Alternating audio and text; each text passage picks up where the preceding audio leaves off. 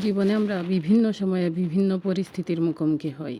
জীবনে অনেক কঠিন সময় আসে, সে সময়গুলো আমাদের পার করে নিতে হয়। তার জন্য সব সময় ইতিবাচক থাকা দরকার।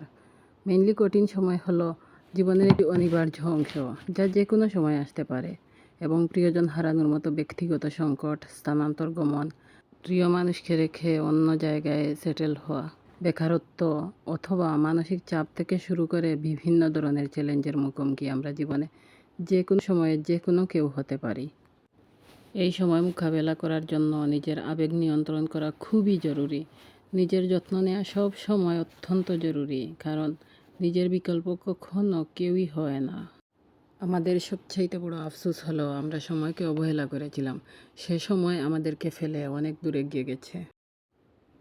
জীবনে এমন কিছু সময় ছিল যে সময়টাকে কখনো গুরুত্ব দেইনি।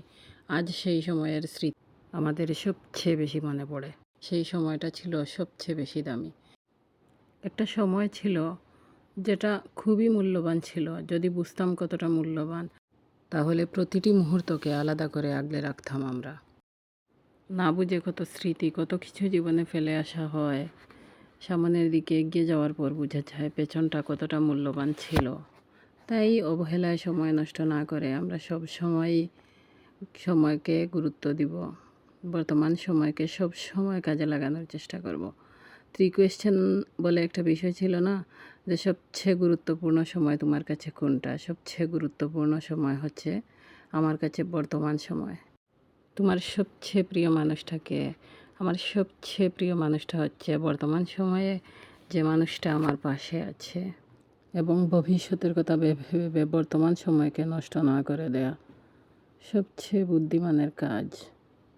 হ্যালো এভরিওয়ান, কেমন আছেন সবাই? আশা করি ভালো আছেন। আমিও ভালো আছি আলহামদুলিল্লাহ। ইভানা সুরভি ব্লগের পক্ষ থেকে সবাইকে অসংখ্য অসংখ্য ধন্যবাদ এবং আন্তরিক শুভেচ্ছা রইল। অন্তরের অন্তঃস্থল থেকে সবার প্রতি ভালোবাসা রইল। সব সময় ইভানা সুরভি ব্লগের পাশে থাকবেন ইনশাআল্লাহ। তো ভিডিওতে সবুজ 2টা তরকারির রেসিপি আপনাদের সাথে শেয়ার করলাম। ক্যামেরাতে কালার সুন্দর আসেনি, দেখতে হয়তো আপনাদের খুবই খারাপ লাগতে পারে, কিন্তু তরকারি 2টা একদম সবুজ কালার। স্বাদটাও খুবই সুন্দর ছিল। সবুজ শাকসবজির স্বাদটা খুব সুন্দর আসে। যারা একদম সবুজ শাকসবজি রান্না করে খান, তারা বলতে পারবেন যে সবুজ শাকসবজির স্বাদ কী ধরনের হয় এবং কতটা অসাধারণ হয়। স্বাদগুলো খুবই সুন্দর আসে।